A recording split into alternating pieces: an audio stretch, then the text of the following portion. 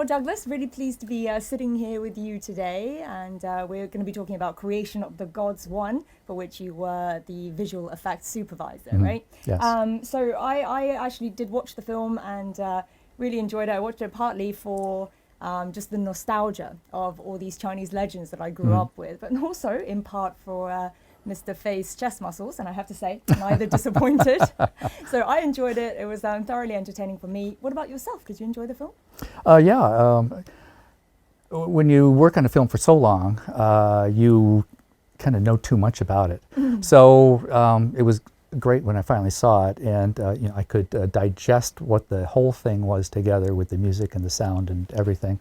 And I felt very good about it. It felt epic, and I don't often get to work on films that feel epic.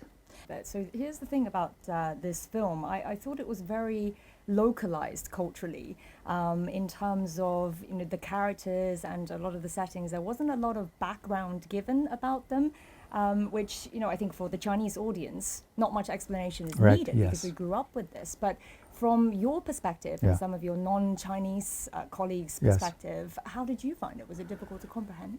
Yeah, that's the sort of instantly being into the story. It's that the Chinese people can bring to that story. Exactly what you're saying was missing for me. So I had to start by understanding where some of the characters come from, like Jiao and his wheels and things like that. Up until I was learning about those characters, I didn't realize there was a presence, like even walking down the street, where you would see indications of where they would use a reference to those characters or the stylization of how Kunlun was represented or something.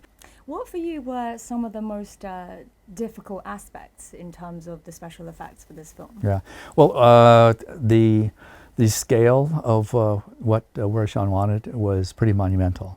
So it did give me pause to think about taking this on, because there were some very large things that we had to do. And from a practical aspect of just setting things up, this used the most amount of square meters of like blue screen cloth that I have ever experienced or witnessed on any set. And so a new way of handling that had to be conceived. It sounds pretty mundane, but we had... How much blue screen? Oh, it was like 500 meters in a straight line. But all of that had to be moved around on a daily basis. That's just the exterior stuff. The interior stuff was more like 1,000 linear meters of blue screen, maybe 2,000. It was a lot of material. It ended up involving like 30 equipment drivers and all these pieces of equipment, but it was very flexible. We were able to move from one location to another in a matter of hours with all this material. And in fact, I've not seen anybody else do this on another production. It's just a scale. Epic. Yeah, it was epic, yes. And what about in terms of the characters and the setting? Was there anything in particular that you thought was very difficult to bring alive? Right. Well, anytime you have a creature that doesn't exist and it's a different size. Which is most of this film. Yeah, so when they start interacting with people, it gets very complicated.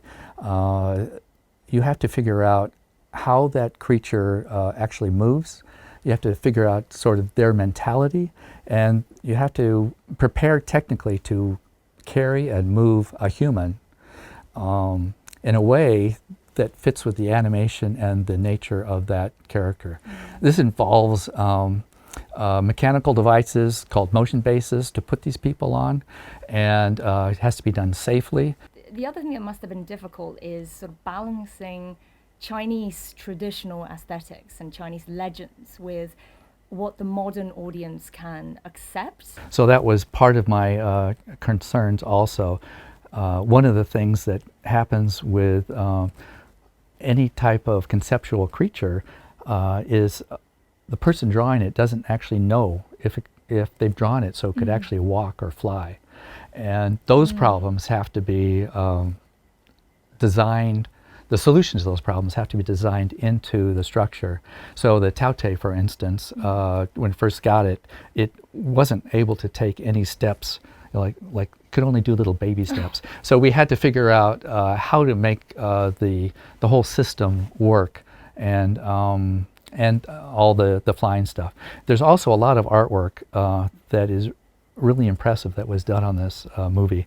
And so as part of the process with our art director is to take these impressionistic images and make them into a real thing. And it is an issue. We always have to sort of ground it when you're looking at the image, is does that thing look like it is part of the world that the people right next to it are part of? Yeah, I remember seeing some of the filming clips, and there was one of Legends, the actor for Legends, you know, the green Yes, winged, monster. I don't know what we call him. Yeah. And they were talking about how to give him a sense of weight as he's flying. Yes. So something like that must have been quite difficult to. Yeah. Well, that is an experimental process, and we started that really early too.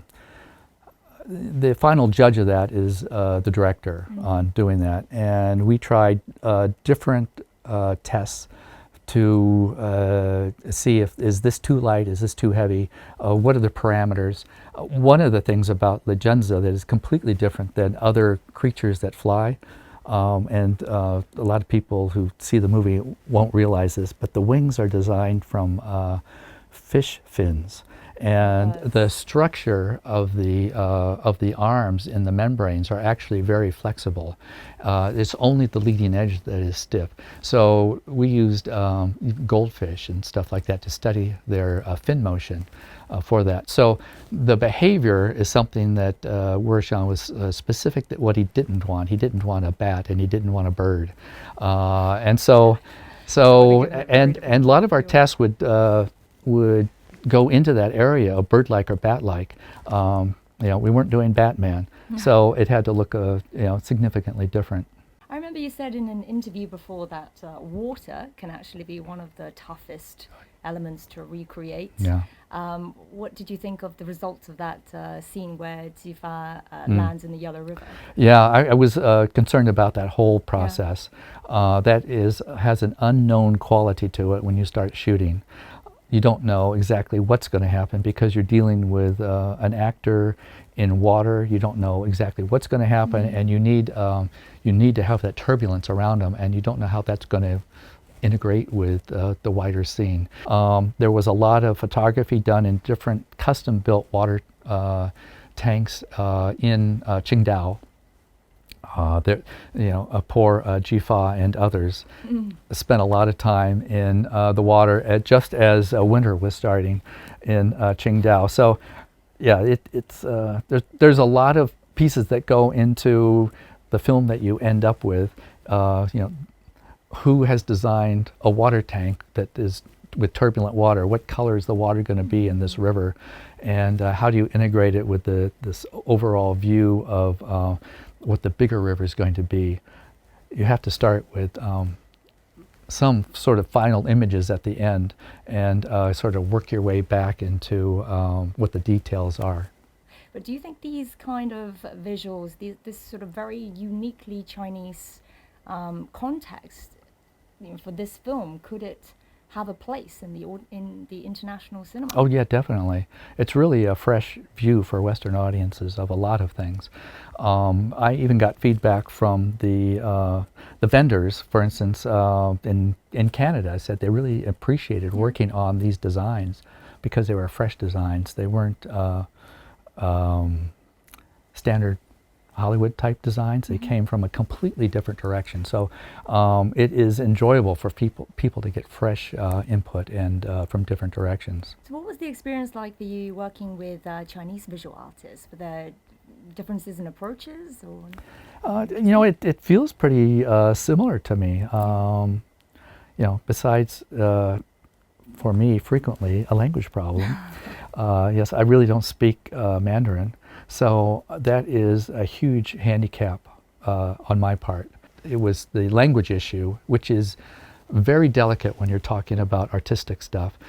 There's nothing that's really black and white, and it's all like a color that's an emotion. and you're trying to move forward through this emotional world of color and make it practical. It's really hard for translators to be able to pick out the intent of what you're saying, and in fact you have no idea how it got translated. So this is also an experience that's taken me a long time to figure out that sometimes you have to sidestep the language and go directly to artwork to figure out where to go. Well, it's never too late to start. Yes. You've got time in China Yes. this time. Yes, thank you. So looking at the bigger picture, the Chinese film market this year exceeded 20 billion yuan, right? So that's more than 2.8 billion US dollars. So Chinese domestic films have been quite successful. What's your outlook for the Chinese films on the international global stage? Yeah, well, it's definitely going to increase, especially because of the success in the Chinese box office. There will be a lot more films made. There's going to be films that just click with international audiences. Yeah. So it's there right in the future, and it's a really good sign that the Chinese box office is doing so well. It's a good sign for actually North America and Europe too. It's very positive for the movie making industry in general. Creation of the Gods, it's been hailed as quite a breakthrough for the Chinese visual effects industry, and the people are saying that, critics are saying that this film's taken it to a whole new level. Would you agree? What do you think some of the breakthroughs are? I don't know about a real breakthrough. It's an evolution, and I see that evolution happening in a lot of movies. Like Wandering Earth, and there's some entire animated feature films, Monster Hunt and things like that. They're all part of this advancement, and crew members and producers and directors getting used to these sort of large, complex projects, and that infrastructure being built. So this is another step along the way, and I don't know how. There's a group of artists that have all been exposed to this, and crew members, and that information will go into other productions as that crew sort of disperses amongst the Chinese film industry. But a lot of it is just taking what everybody knows already and just doing it slightly differently and in a different combination. But as you know, there's always lots of different opinions, and there are also some people who think that the special effects can be distracting. What are your thoughts on this? Yeah, well, I hate it when there's visual effects and there's no point in having visual effects shots. It's just like hubbub and action, and the poor audience is stuck in their seats watching things happen on the screen, and there's no reason to have some of those shots. Every shot in a movie should be part of telling the overall story. And just finally, so we still got the second and third installments of the Function trilogy to come. Can you reveal any surprises to us that we can expect, but not too much, because then it won't be a surprise? Those people would be very mad at me if I said much of anything. I will say there's a lot. The shots, what's going on with seeing the various people, it is actually much more complicated.